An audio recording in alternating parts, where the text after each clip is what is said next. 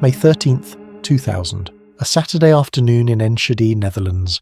The kind of spring day when families venture outdoors, when children play in the streets, when the warmth of sunshine draws people from their homes. In the Roombeek district, a working-class neighbourhood on the northern edge of the city, residents went about their weekend routines. Some tended gardens, others washed cars, teenagers gathered at street corners, elderly couples sat on benches, enjoying the pleasant weather. The Eurovision Song Contest was scheduled to broadcast that evening, a beloved annual tradition that would bring families together around their television sets. It was just after 3 p.m. when the first wisps of black smoke appeared on the horizon. People paused, looking toward the source with mild curiosity. A fire, perhaps. Someone should call the fire brigade. Nobody in those peaceful streets, in those modest homes, could have imagined that within 30 minutes, their entire world would cease to exist.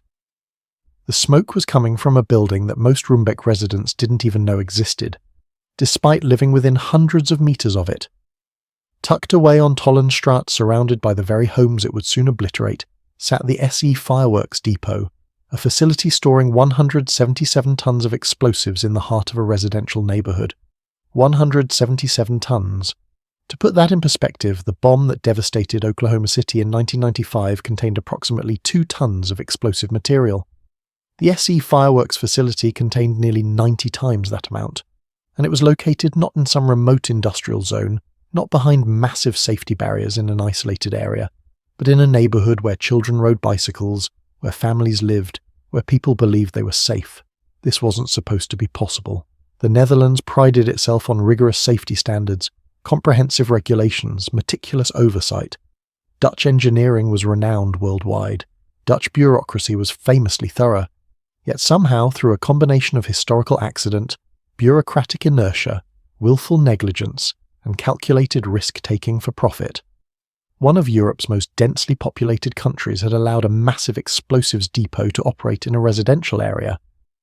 The story of how this came to be is almost as shocking as the disaster itself, a tale of corporate deception, governmental failure, and a community abandoned by those meant to protect it. SE Fireworks wasn't always surrounded by homes. When the facility was originally constructed in 1977, it stood outside Enschede's urban boundaries, in an area of farmland and open space where the explosive hazard it represented posed minimal risk to civilian populations. This was intentional, sensible, safe. The original location made perfect sense from a safety perspective. Fireworks manufacturing and storage required isolation from populated areas, and the 1977 site provided exactly that. The warehouse predated the neighborhood that would eventually surround it, a fact that would later provide the company with crucial legal protection under grandfathering provisions. In those early years, SE Fireworks operated as it should have, a specialized industrial facility located at a safe remove from residential zones, conducting its dangerous business without threatening civilian lives. But in the years that followed, as Enschede grew and expanded through the 1980s and into the 1990s, urban planners made a decision that would prove catastrophic. They approved the construction of residential housing around the fireworks depot. This wasn't an accident or an oversight. It was a deliberate planning decision. Enschede needed housing to accommodate its growing population. Land around the city's periphery was available and relatively inexpensive. The fact that a massive explosives depot sat in the middle of this available land apparently wasn't considered a sufficient reason to look elsewhere. Not high-income developments where affluent residents might have the political influence to resist such dangerous proximity. No, the buildings that sprouted up around SE Fireworks were low-income housing, homes for the poor, the working class, immigrants, the politically powerless. Roombeek became home to factory workers, pensioners living on fixed incomes, immigrant families trying to establish themselves in the Netherlands, people struggling to make ends meet. These were people who had little choice about where they lived and even less voice in municipal planning decisions. They took what housing they could afford, grateful for a roof over their heads, unaware that their new homes sat within the potential blast radius of enough explosives to level the entire district. The growing proximity of residential housing to the explosives depot should have triggered alarm bells at multiple levels of government. Safety regulations existed precisely to prevent such dangerous configurations. Minimum standoff distances between explosive storage and civilian populations had been established based on decades of experience and tragic precedent. Yet somehow, street after street of homes was built in violation of these safety principles. How did this happen? The answer lies in the legal concept of grandfathering. Because SE Fireworks had been established before the surrounding homes, it held legal priority. The company had operated the site since 1977, and under Dutch law, this gave it certain protected rights to continue operations even as the neighbourhood grew around it. Moving the facility would require either the company's voluntary cooperation or government action, both of which would be expensive.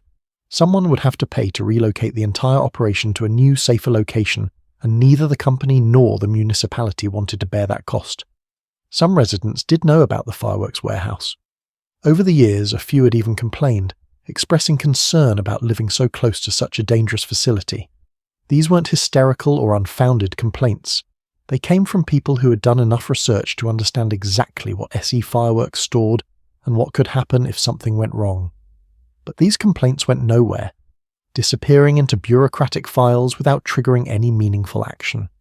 Town councillors later admitted that many residents and even some local officials were completely unaware there was a fireworks warehouse in their area. This ignorance itself represented a massive governmental failure. How could people make informed decisions about where to live, how to protect their families, whether to purchase homes in Roombeek, when they weren't even told about the enormous explosive hazard in their midst? City officials found themselves in an uncomfortable position.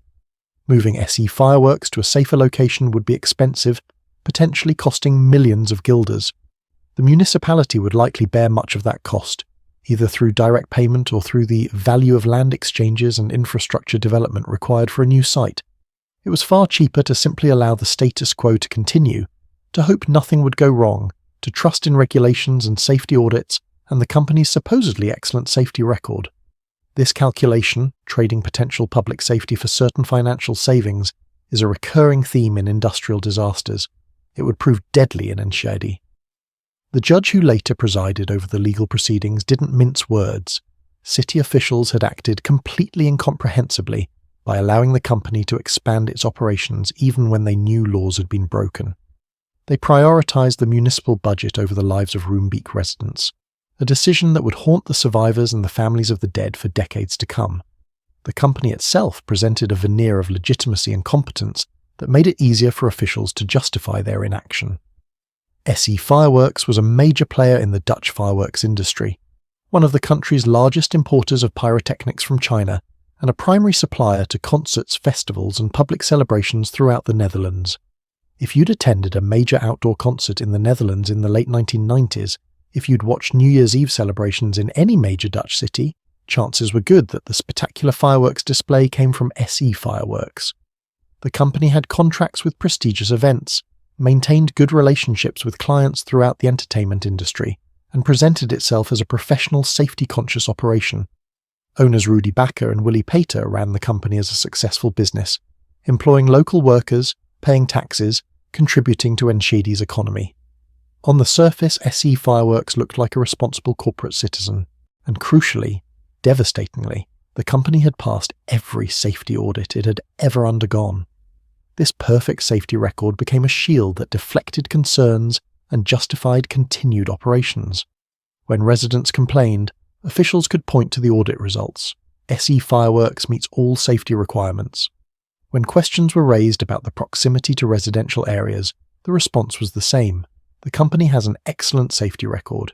No accidents, no violations found, no problems. The audits created an illusion of safety that allowed everyone involved to avoid confronting the underlying danger. Just 1 week before the disaster, 1 week, the facility underwent another routine safety audit. Inspectors arrived with their checklists, examined the premises, reviewed the documentation, checked compliance with regulations. They walked through the facility, looked at storage areas, examined safety equipment. SE Fireworks passed with flying colours. Every box was checked, every requirement was met. The company was judged to have satisfied all official safety regulations. The legally imported fireworks had been inspected by Dutch authorities and deemed safe. 7 days later, the facility would explode with the force of 5 tons of TNT, killing 23 people and destroying an entire neighbourhood. How could this happen? How could a facility pass a safety audit 1 week and explode the next? The answer reveals the fundamental inadequacy of the inspection regime and the systematic deception practiced by SE Fireworks. Before we continue with what happened that Saturday afternoon, take a moment to subscribe to this channel if you haven't already. We dive deep into historical disasters and the warning signs that were missed, and drop a comment letting us know where you're watching from. Your support helps us continue investigating these important stories that need to be remembered and understood. The reality behind SE Fireworks' apparently pristine safety record was far different from what audits and inspections suggested. The company was systematically violating safety regulations in ways that inspectors either failed to detect or chose to overlook. These weren't minor technical infractions or paperwork errors. They were fundamental breaches that transformed the facility from a controlled hazard into a catastrophe waiting to happen. Each violation on its own represented serious danger. Together, they created conditions where disaster wasn't just possible, but virtually inevitable. First, there was the matter of classification fraud and illegal storage. SE Fireworks had been granted licenses to store and manufacture fireworks classified under UN Hazard Category 1.3G, materials that could burn rapidly and produce significant heat and flame but were considered to have low explosion risk when properly stored. These are the types of fireworks commonly used in displays. They're designed to burn in controlled, spectacular ways. While they're certainly dangerous and require careful handling, 1.3G materials aren't typically prone to mass detonation if one unit catches fire. However, the company was secretly storing far more dangerous materials, fireworks classified as 1.1 and 1.2, representing mass explosion hazards. These classifications cover materials that are designed to detonate rather than simply burn, materials that can produce devastating blast effects and shockwaves if ignited. When 1.1 materials explode, they don't just burn, they create massive overpressure that can level buildings and kill anyone nearby. The company circumvented the licensing restrictions through a simple but illegal trick. They reclassified the dangerous materials on paper, declaring them to be the safer 1.3G category when they were nothing of the sort. This wasn't an accounting error or bureaucratic confusion. It was deliberate fraud designed to allow the company to store more profitable, but far more dangerous inventory than their licenses permitted. The deception worked because inspectors relied heavily on documentation.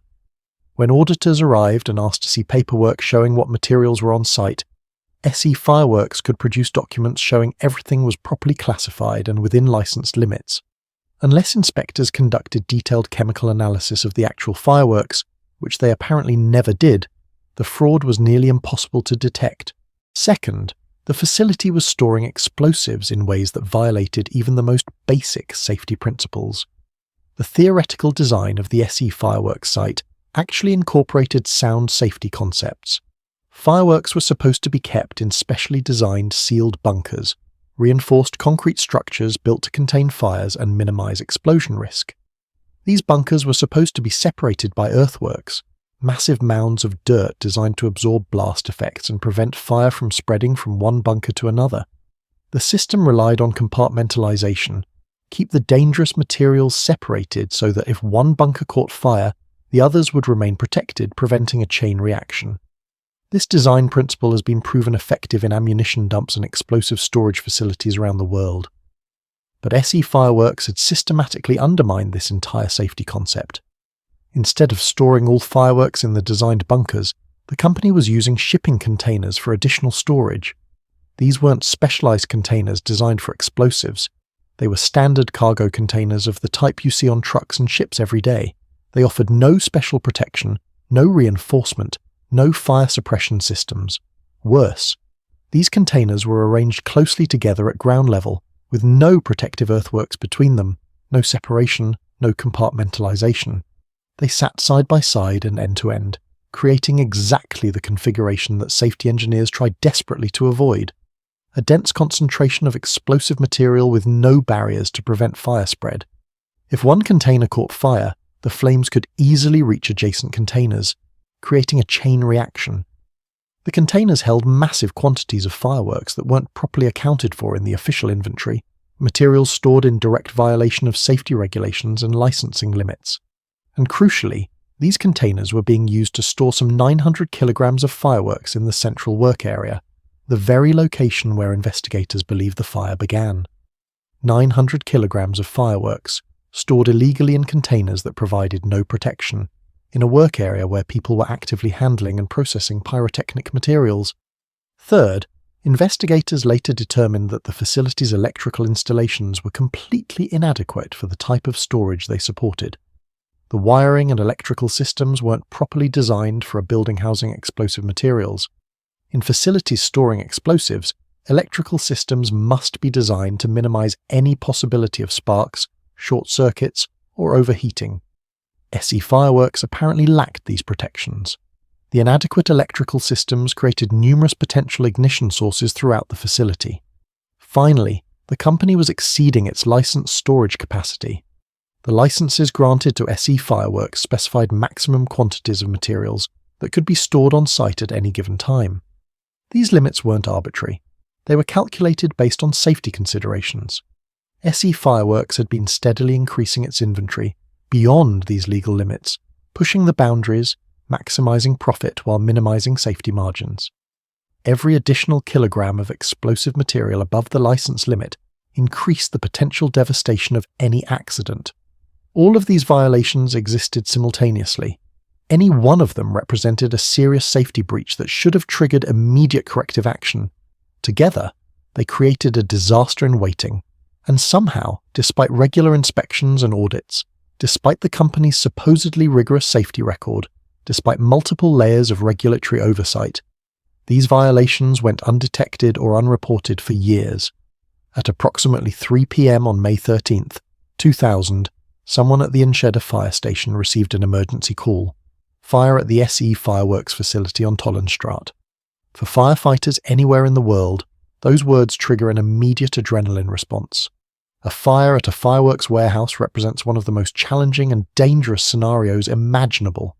The responders who took that call knew immediately what they were facing. They knew they were about to drive toward a facility containing enough explosive material to level city blocks, and they went anyway, because that's what firefighters do. 12 firefighters were dispatched to the scene, rolling out in their engines with full awareness of the hazard awaiting them. These weren't rookies or inexperienced volunteers, they were trained professionals, many with years of experience, who understood exactly how dangerous their job had become the moment the call came through. 4 of them would never go home. When the fire crews arrived at SE Fireworks, they found a structure already heavily involved in fire. Flames poured from windows and doors, thick black smoke billowed into the clear spring sky, visible from across the city. And already, firework rockets were shooting into the air. Spectacular, deadly, a pyrotechnic display that should have been controlled entertainment, but was instead a warning of the chaos to come.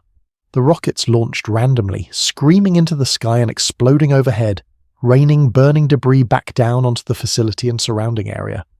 The firefighters immediately established a perimeter and began their attack on the blaze, knowing that every second counted, that somewhere inside that inferno was enough explosive material to level the entire neighborhood. They connected their hoses to hydrants, established water supply, and directed powerful streams of water at the flames. The heat must have been intense, the noise deafening as fireworks cooked off in the fire. The spectacle attracted exactly what you'd expect it to attract: onlookers. Despite the obvious danger, despite the smoke and the rockets shooting randomly into the sky, despite whatever warnings the firefighters may have issued, people gathered to watch. This is human nature. We're drawn to dramatic events. Residents emerge from their homes, drawn by the commotion. People arrived from nearby streets, curious about what was happening. The crowd grew larger. Some brought cameras wanting to document the unusual event. After all, fireworks go off at celebrations all the time. Those colourful explosions in the sky seem festive, not deadly. The crowd didn't understand that they were watching the opening act of a catastrophe, that they were standing far too close to what would soon become ground zero of one of the worst industrial disasters in Dutch history. The firefighters worked with desperate intensity. Water poured onto the flames in massive volumes. Radio communications crackled with updates and coordination as commanders assessed the situation. The fire was large and intense, but it wasn't hopeless. The crews pushed forward, taking calculated risks to get water onto the heart of the blaze. At 3:27 p.m., 27 minutes after the initial alarm, the fire appeared to be coming under control. The flames seemed to be responding to the firefighters' efforts, diminishing under the assault of thousands of gallons of water. The smoke began to change colour and density, signs that perhaps the worst of the fire had been knocked down. For a brief moment, disaster might have been averted. The crews must have felt cautiously optimistic. They were professionals doing their job well, fighting a dangerous fire and seemingly winning. Perhaps they'd caught it in time. Perhaps the worst could be avoided. They had 3 minutes left to live. At 3:30 p.m., without warning, the first explosion detonated. The force was equivalent to approximately 800 kilograms of TNT, nearly half a ton of high explosive going off in an instant. The blast wave radiated outward at supersonic speed, a wall of overpressure moving faster than sound itself. The wave of compressed air struck everything in its path with enormous force, shattering windows, buckling walls, knocking people to the ground. The sound was beyond loud. It was a physical sensation, a pressure wave that struck the chest like a hammer blow. Firework debris and burning material shot into the sky, propelled by the explosion, then rained down across the neighborhood like a deadly meteor shower. People who had been watching from what they thought was a safe distance suddenly realized their terrible mistake. The explosion wasn't like fireworks in a display. It was a devastating blast that shook the ground and filled the air with lethal projectiles. Panic erupted instantly. The crowd scattered, people running in all directions, desperately seeking shelter. Parents grabbed children. The elderly stumbled as they tried to run. Some people fell. Others dove behind cars or into doorways, anywhere that might provide protection. But the first explosion, as devastating as it was merely a preview. The initial blast had likely involved the 900 kilograms of illegally stored fireworks in the work area where the fire started, along with contents of some of the shipping containers nearby. Seconds later, investigators estimate perhaps 10 to 15 seconds, though witnesses' perceptions of time during such events are notoriously unreliable, the main stockpile detonated. The second explosion released energy equivalent to 4 to 5 tons of TNT, 4 to 5 tons of high explosive detonating simultaneously in the center of a residential neighborhood. To understand what this means, consider that the bomb that destroyed the Alfred P. Murrah Federal Building in Oklahoma City in 1995, killing 168 people, contained about 2 tons of explosive. The Enschede explosion was more than twice as powerful. The steel-reinforced concrete building housing the main fireworks storage literally ceased to exist in that instant. The structure wasn't just destroyed, it was pulverized, atomized by the force of the blast. The reinforced concrete, the thick walls, the roof and floors and support columns, all of it disintegrated. The building was erased from existence, leaving nothing but a crater and debris. The explosion hurled debris nearly 800 meters into the air, that's nearly half a mile straight up. Massive chunks of concrete, each weighing hundreds of kilograms, were lifted and flung like pebbles. Twisted steel beams, fragments of machinery, pieces of shipping containers, all became deadly projectiles launched in every direction. Some of this debris reached terminal velocity on the way back down, striking the ground and surrounding buildings with enough force to penetrate roofs and walls. The shock wave, that invisible wall of compressed air moving outward from the explosion at supersonic speed, was powerful enough to shatter windows within a radius of 1,500 meters. That's nearly a mile in every direction. Thousands of windows exploded simultaneously, transformed into clouds of deadly glass shrapnel. People standing near windows were lacerated by flying glass. Even at a distance of 50 kilometers, 30 miles away in the city of Devonter, people felt the ground shake and heard the distant rumble of the explosion. Scientific monitoring equipment designed to detect seismic events registered the shockwave at a distance of 600 kilometers, roughly 370 miles away, approximately 36 minutes after the blast. The explosion in Enschede created a disturbance powerful enough to be measured nearly 400 miles away. The destruction was instantaneous and total. The SE fireworks facility itself vanished, replaced by a massive crater where the building had stood moments before. But the devastation didn't stop at the property line. The blast wave radiated outward in all directions, striking the surrounding residential neighborhood with unimaginable force. Homes located within the immediate blast radius, within perhaps 200 meters of the explosion, simply disintegrated. These buildings didn't just collapse, they were torn apart by the overpressure wave. Walls were blown outward, roofs were lifted off and hurled hundreds of meters away. The homes closest to the facility were utterly destroyed, reduced to piles of broken masonry, splintered wood, and twisted metal. Further from the epicenter, buildings suffered progressive damage based on their distance from the blast. Homes 300 to 400 meters away had their facades blown in, roofs collapsed, structural walls cracked and buckled. Even further out, at distances of half a kilometer or more, buildings suffered broken windows, cracked walls, damaged roofs.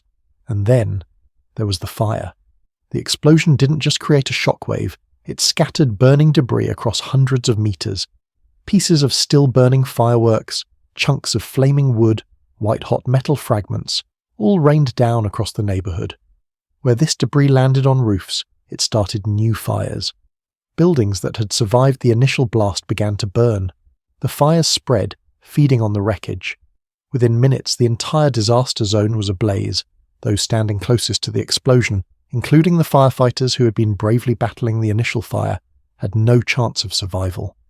The blast wave would have killed them instantly, either through massive trauma from the overpressure itself or from being struck by debris traveling at lethal velocities. 4 firefighters died in the explosion, killed while doing their duty, while trying to protect their community. They were heroes in the truest sense. 19 civilians also died in the immediate aftermath of the explosion. People who were either too close to escape, too slow to find shelter, or simply unlucky enough to be in the wrong place. Some died in their homes, killed when buildings collapsed on top of them. Others died in the streets, struck by debris or caught in the open when the blast wave hit. Their deaths were mercifully quick. The forces involved meant that death came so fast there was likely no time for fear or regret. But death from the immediate blast was only part of the casualty toll. The explosion injured 950 people, many of them severely, with injuries that would affect them for the rest of their lives. Shattered glass became deadly shrapnel, slicing through flesh and severing arteries. Thousands of windows exploded simultaneously, and each window became a bomb, sending hundreds of glass fragments outward at high velocity. Some lost eyes to glass fragments. Others suffered severed tendons, damaged nerves, scarring that would mark them permanently. Collapsing buildings crushed those trapped inside or caught beneath falling debris. People were buried alive under tons of rubble, their legs or arms pinned by massive concrete blocks. Some were pulled from the wreckage by rescuers in the hours after the explosion. Burns from fires and superheated air left victims with horrific injuries. The explosion created temperatures hot enough to ignite clothing, to sear exposed skin. Burn victims face excruciating pain, months or years of treatment, multiple surgeries, and often permanent disfigurement. Concussive force from the blast wave caused internal injuries invisible from the outside, ruptured organs, traumatic brain injuries, shattered bones. The shock wave could stop hearts, collapse lungs, cause massive internal bleeding. The hospitals in Enschede and surrounding cities were overwhelmed within minutes of the explosion, receiving a flood of casualties that taxed their resources to the absolute limit. Emergency rooms filled beyond capacity. Doctors and nurses worked frantically to triage patients. Operating rooms ran continuously. Blood supplies ran low. The scale of the physical destruction was almost incomprehensible. A 40-hectare area, nearly 100 acres, or 4/10 of a square kilometre, around the warehouse was completely destroyed. That's about 60 football fields of utter destruction. 400 homes were obliterated, reduced to rubble and ash, erased so completely that it became difficult to identify where individual buildings had stood. 15 streets were incinerated, every structure on them burned or blown apart. A total of 1,500 buildings suffered damage ranging from shattered windows to near-total destruction. 1,250 people found themselves homeless in an instant, their homes and possessions gone. These weren't just statistics. These were families who lost everything they owned in a matter of seconds. Photo albums, heirlooms, important documents, the accumulated possessions of entire lifetimes, all destroyed. 10,000 residents required evacuation from the surrounding area. Authorities established evacuation centres where displaced residents could find temporary shelter. The economic damage eventually exceeded 1 billion guilders, approximately 454 million euros. The Rumbek district was gone, not damaged, gone, erased. The community that had existed there, the network of neighbours who knew each other by name, the corner shops, the schools, the cafes, the churches, all of it was obliterated in seconds. You could stand in the centre of what had been Rumbek and see nothing but devastation in every direction. Blackened ruins smoking in the afternoon sun, piles of debris where homes once stood, scattered possessions, a child's toy, a kitchen chair, a picture frame, and in the middle of it all, the massive crater where SE fireworks had stood. The Dutch government issued urgent warnings that the explosion had released potentially harmful asbestos into the air. The blast had destroyed numerous older buildings, many of which contained asbestos in their construction materials. The force of the explosion had pulverized these materials, creating clouds of microscopic asbestos fibers. Asbestos fibers are invisible, but deadly when inhaled. They lodge in lung tissue and can cause devastating diseases including lung cancer and mesothelioma, conditions that often take decades to develop after exposure. This created a secondary health crisis whose full effects might not be known for decades. Survivors would face increased cancer risk for the rest of their lives. The fire from the explosion spread beyond the immediate blast zone. The nearby Grolsch beer brewery, one of the Netherlands' most famous breweries, caught fire when burning debris ignited its asbestos roof. The facility was later demolished, a total loss. Grolsch closed the Enschede location permanently. A replacement brewery opened in nearby Berkelo in 2004. Fire crews were called in from across the border in Germany, an international mutual aid response. It took until the end of the day to bring all the fires under control. In the days following the explosion, the grim work of searching for victims began. Emergency responders, aided by specialized rescue teams, picked through the rubble systematically, looking for survivors and recovering the dead. By May 22nd, 9 days after the disaster, 18 deaths had been confirmed. One elderly woman who'd been severely injured died in the hospital on May 21st, bringing the toll to 19. On May 24th, after 11 days of searching, authorities officially ended the search for victims. 3 people remained missing, presumed dead beneath the rubble. Their bodies were never recovered. Perhaps they had been completely destroyed by the force of the explosion, or remained buried so deeply that recovery proved impossible. Their names were added to the death toll, bringing the total to 22 confirmed dead. But the disaster's death toll wasn't finished.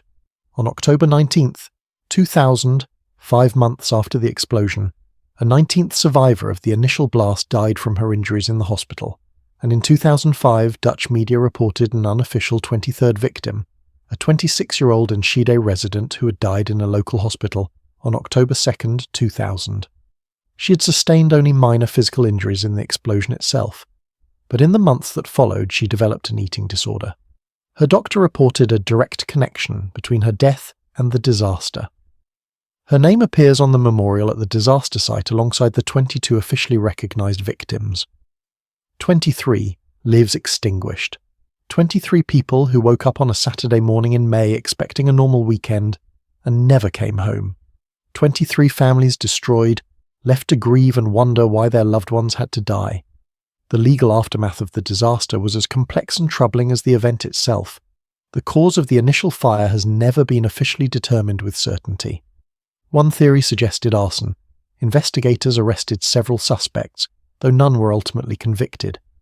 The fire department acknowledged that accidental ignition via electrical short circuit couldn't be ruled out, especially given the inadequate electrical installations discovered at the facility. Other theories included careless disposal of smoking materials, perhaps a worker's cigarette, carelessly discarded, landing in flammable packing materials or among fireworks themselves. The possibility that a single dropped cigarette could trigger such massive destruction and loss of life haunts the investigation to this day. On May 20th, 1 week after the explosion, Dutch authorities issued international arrest warrants for the 2 managers of SE Fireworks, Rudy Bakker and Willy Peter. When police went to arrest them, they found their homes empty. The managers had fled, apparently fearing prosecution. Willy Peter turned himself in on the same day the warrants were issued. Rudy Bakker followed the next day. Their flight suggested consciousness of guilt.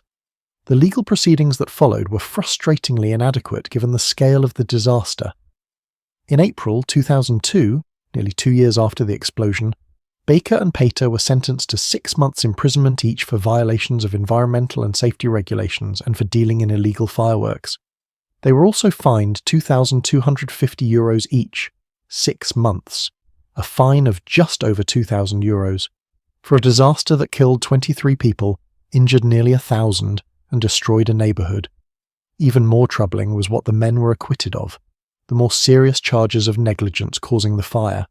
The court apparently accepted that while the managers had violated safety regulations, these violations hadn't directly caused the initial fire.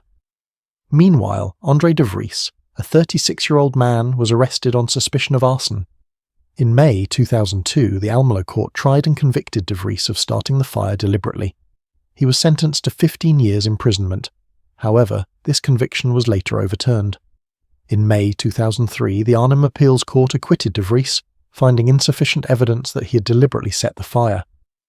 After spending a year in prison for a crime he apparently didn't commit, de Vries was released. The real cause of the fire remained unknown. Victims and survivors weren't satisfied with the lenient sentences given to Bakker and Peter. They appealed.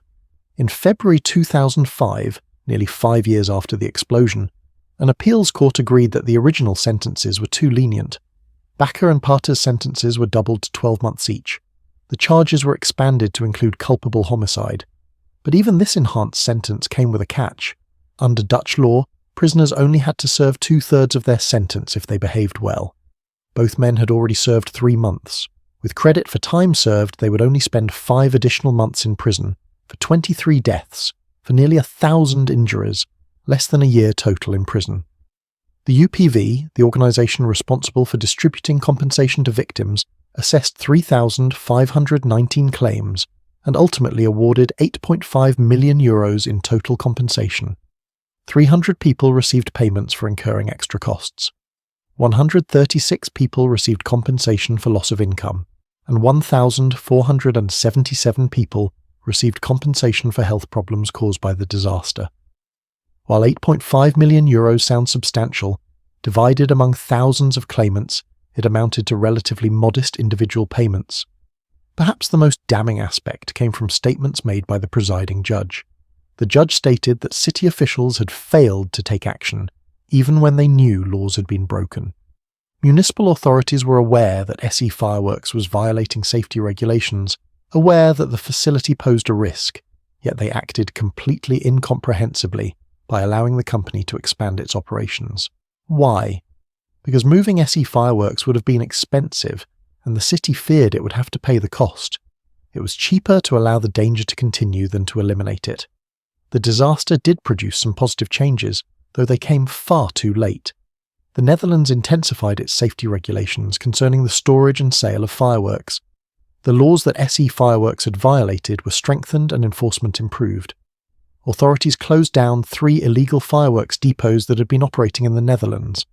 The regulations that should have prevented the Enschede disaster were finally taken seriously, after 23 people had died. The destroyed Roombeek district was eventually rebuilt. Urban planners worked with residents, architects, and community leaders to design a new Roombeek. The rebuilt neighbourhood incorporates memorial elements, ensuring that what happened will not be forgotten. But it's not the same Roombeek that existed before May 13, 2000. The original Roombeek, the streets, the homes, the community connections, the accumulated history, is gone forever. At the site where SE Fireworks once stood, a memorial now exists. Unveiled in 2005, it was designed by Moldavian artist Pavel Balta and titled Het verdwenen huis tussen hemel en aarde, the vanished house between heaven and earth. The memorial incorporates the floor of the former storage depot, crushed into the crater created by the explosion, a physical remnant of the facility. The names of all 23 victims are listed. Since 2000, annual public memorial services have been held in Roombeek on May 13th, led by Mayor Jan Mans. These services keep alive the memory of what was lost and ensure that new generations understand what happened and why it must never happen again.